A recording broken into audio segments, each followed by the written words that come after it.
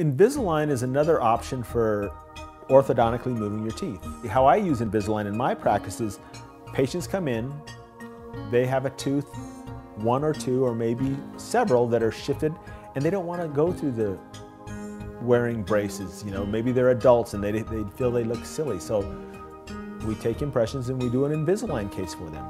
There are these little trays, little clear plastic aligners that you wear every day and change them out every 2.5 weeks for the period that you're diagnosed to be doing Invisalign. Who's not a candidate for Invisalign?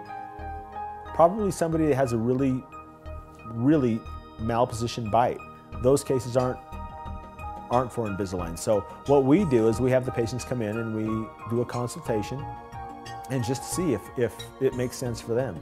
But the patients that do Invisalign, that it does make sense for and that I do feel that can benefit from it, they love it.